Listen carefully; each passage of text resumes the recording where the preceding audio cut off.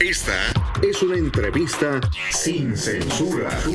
Nos hemos enterado que la defensa del doctor Mireles, de don José Manuel Mireles Valverde, quien se encuentra retenido, encerrado en una cárcel federal en Hermosillo, Sonora, ex vocero de las autodefensas de Michoacán, solicitará al juzgado que el ex líder de las autodefensas lleve su proceso en libertad, y por eso nos hemos puesto en comunicación, y le agradezco mucho que se enlace con nosotros en vivo y en directo al abogado defensor del doctor Mireles, el licenciado Ignacio Méndez Jiménez. Licenciado, ¿cómo le va? Buenos días. Gracias, don Vicente. Soy Mendoza, no Méndez, pero me da mucho gusto saludarlo a usted y a la comunidad mexicana en Chicago, y estoy a sus órdenes. Oiga, don Ignacio, cuénteme qué es lo que se va a solicitar y por qué podría darse esto de que el doctor Mireles lleve su proceso en libertad. A ver, hay que recordar que el doctor Mireles está siendo procesado por portación de arma de fuego de uso exclusivo del ejército. Al estar siendo procesado, él todavía no es sentenciado, lo que quiere decir que no es jurídicamente responsable todavía de lo que le imputan. A eso es el proceso, para demostrar los hechos, ya sea en grado de culpabilidad o en grado de inocencia. En México, durante mucho tiempo, se vivió en un régimen de derecho penal inquisitivo. Esto es, este tipo de delitos, al momento que te acusaban, lo que procedía era detenerte y meterte a la cárcel para que duraras en la cárcel todo lo que es el proceso, y de esa manera se garantizara que no evadieras la acción de la justicia. Todo el mundo sabe que en México el sistema de justicia penal ya cambió. A partir del sábado, el sistema de corte inquisitorial se convierte en acusatorio adversarial. Esto es más similar a lo que ustedes ven día a día en Estados Unidos. Es un sistema anglosajón parecido al norteamericano, en donde ciertas conductas consideradas como derecho no son o no necesariamente se requiere que estén presos para poder llevar a cabo los procesos. Eso es lo que está pasando con el doctor Mireles. A partir del 18 de junio de este año, o sea, a partir del sábado, la aportación de armas de fuego de uso exclusivo del ejército ya no es un delito grave en México. Al no serlo, al momento que a mí me acusan por la comisión de un ilícito de esa naturaleza, al no ser ya grave, el juez tiene 8 medidas cautelares antes de llegar a la prisión preventiva. ¿Qué son las medidas cautelares? Las disposiciones por medio de las cuales el Estado o la ley se asegura que si yo estoy acusado de un delito, pues yo comparezca al momento que se me requiera al juzgado, a alguna diligencia, y que no me voy a evadir de la justicia. Como cuál es el pago de una cantidad de dinero, la determinación de no dejar tu casa, el establecer un perímetro que puede ser tu comunidad, tu colonia, de cuándo puedes salir, incluso poner grilletes, esto se usa mucho en Estados Unidos, que miden hacia dónde vas y sobre qué perímetro. Y esto se hace para que la gente no esté necesariamente en la cárcel. Esta disposición, a la entrada del nuevo sistema de justicia penal en México, ya está vigente, y lo que nosotros le estamos pidiendo al juez, en el caso de Mireles y de las demás autodefensas, es que revise si sigue siendo necesario que ellos sigan presos para poder seguir tramitando su juicio. Abogado, lo pueden hacer en libertad. ¿Ya se solicitó o se va a solicitar? No, ya se solicitó, ¿sí? Lo que necesitamos ahora es ver qué decisión va a tomar el juez.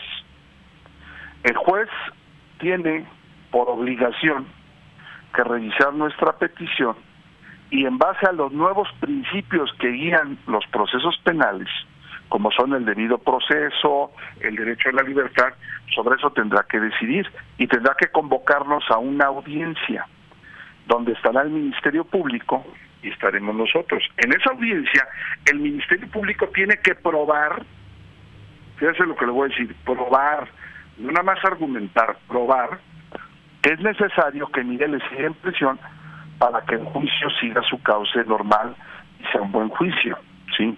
Cosa que nosotros consideramos que no es necesario.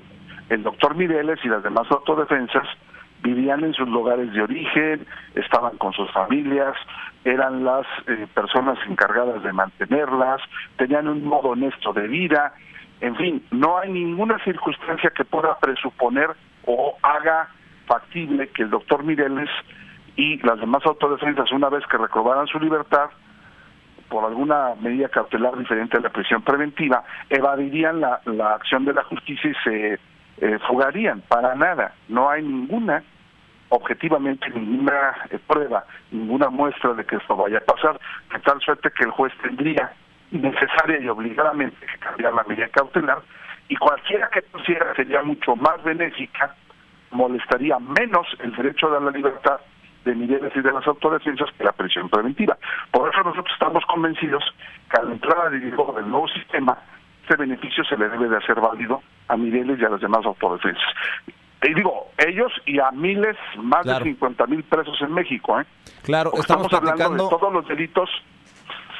Estamos platicando con el licenciado Ignacio Mendoza Jiménez en vivo y en directo. Es el abogado defensor del doctor Mireles, hablando sin censura con nosotros. Abogado, usted habla de una audiencia que tiene que girar el juez. ¿En cuánto tiempo se tiene que tomar una decisión en torno a esta petición que hacen ustedes? En teoría, fíjate lo que te voy a decir, en teoría, porque esto es novedoso, nadie lo ha aplicado. A partir de ayer todos los abogados del país empezamos a solicitar estos beneficios para quienes representamos y están en esa situación. En teoría, el juez de la causa tendría 48 horas para desahogar esa audiencia. Y desahogando esa audiencia, o en esa audiencia, al final, tendría que decidir. Eso es en teoría. Vamos a ver qué pasa con el juez o con los jueces y a ver de qué manera se comportan. Vamos a ver si realmente van a hacerlo de manera independiente, de manera objetiva, de manera legal, y me refiero concretamente al caso de Mireles y las autodefensas, porque hasta la fecha hemos intentado todo y nada les gusta. Sí, porque es un asunto eminentemente político, no es un asunto judicial ni jurídico. Eso todos lo sabemos.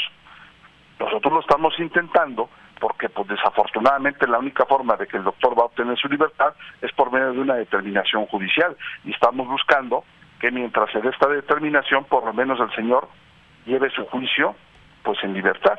Vamos a ver si realmente se ajustan. Y mientras eso se define por parte del juez, el proceso sigue ahora sí que de manera indefinida, porque no podemos llamarlo de otra manera, abogado. No. El proceso, estamos en espera también de la resolución de un magistrado. El expediente del doctor concretamente se lo llevaron a Jalisco a un tribunal auxiliar, que por el exceso de trabajo supuestamente pues va a resolver. Esta semana iremos a visitar a este magistrado, platicaremos con él, y en él está el resolver una apelación sobre las causales de exclusión del delito que promovimos el año pasado. El proceso sigue su curso, nosotros seguimos aportando pruebas, estamos en espera de la comparecencia de Alfredo Castillo para que nos conteste preguntas acerca del acuerdo que tomaron con las autodefensas. Recordarán ustedes que nuestra defensa se centra y se basa en un documento que signó Alfredo Castillo, que es el documento que institucionaliza las autodefensas y por medio del cual les autoriza portar armas, cosa que es ilegal. Ese acuerdo era ilegal, siempre ha sido ilegal, pero al final de cuentas está firmado por una autoridad, y los civiles, al firmar una autoridad, pues no tenemos la obligación de saber que eso era ilegal. Claro. El que sí tenía la obligación de saberlo era Alfredo Castillo. Abogado, y en ese sentido, se había girado orden al excomisionado de la seguridad en Michoacán, Alfredo Castillo, para que se presentara a declarar. ¿Por qué no se ha presentado? O sea, ¿el señor se manda solo? El señor no quiere presentarse a declarar por una sencilla razón, porque sabe perfectamente que la defensa tiene razón y de que de sus declaraciones le van a derivar responsabilidades penales a él y a más funcionarios. Él lo que ha hecho hasta este momento es solicitarle al juez comparecer por escrito. Nosotros, para no alargar este asunto, Nosotros podemos montarnos en nuestro macho y decirle al juez, no, lo queremos en vivo y en directo, y además él, como no es un alto funcionario de la Federación, tiene la obligación de comparecer. Ahora, ¿quiere hacerlo por escrito? No hay problema, ya le presentamos 15 preguntas que tiene que contestarnos y que yo espero a más tardar a finales de este mes ya estén contestadas y permita que los procesos sigan avanzando. ¿Qué le estamos preguntando al señor? Primera, pues quién le dio la orden de sentarse a platicar con las autodefensas.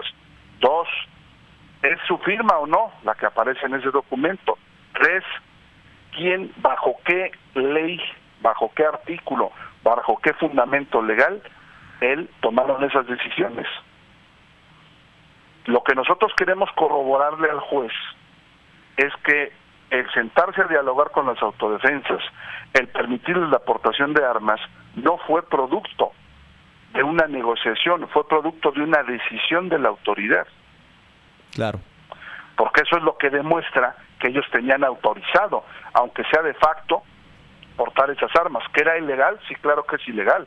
Pero al final de cuentas el ejemplo es muy simple. Usted va por una avenida, no conozco Chicago, debe ser muy bonito, pero va a una avenida, está un alto y hay un oficial de policía y que con el silbato le dice que se pase el alto. Y usted con cara de extrañado, pues le dice, oye, ¿por qué? Páseselo, punto. Bueno, esa es una indicación de una autoridad, ¿no? Sí. ¿Usted va a cometer una infracción? Pues sí la va a cometer porque está prohibido pasarse los autos, pero se lo va a pasar porque la autoridad se lo está indicando. Usted se lo pasa y en 3 bloques más lo para otro policía y lo quiere sancionar. ¿Qué es lo que le va a decir? Pues discúlpame, yo no soy el responsable. A mí me lo indicó la autoridad. Esa acción de que se le indicara a la autoridad reviste 2 circunstancias jurídicas. 1, le quita la responsabilidad a usted porque la voluntad no fue de usted. Usted lo hizo porque se lo indicaron. Y segundo, a quien genera responsabilidades a la autoridad que tiene que explicarnos por qué le pidió que se pasara el alto. Buen punto. ¿Cuál fue la justificación para que se pasara el alto? Pero va por cuerda separada. Usted se va a su casa y no paga un centavo y la autoridad se tiene que quedar a rendir las explicaciones necesarias y a pagar los platos rotos. Licenciado Ignacio Mendoza Jiménez, abogado defensor del doctor Mireles, le agradezco siempre que nos tome la llamada, su tiempo, y siempre a la orden aquí con los micrófonos, las cámaras de Sin Censura para informarle a la audiencia de lo que está pasando con uno de los casos más representativos de presos políticos en México, el caso del doctor Mireles.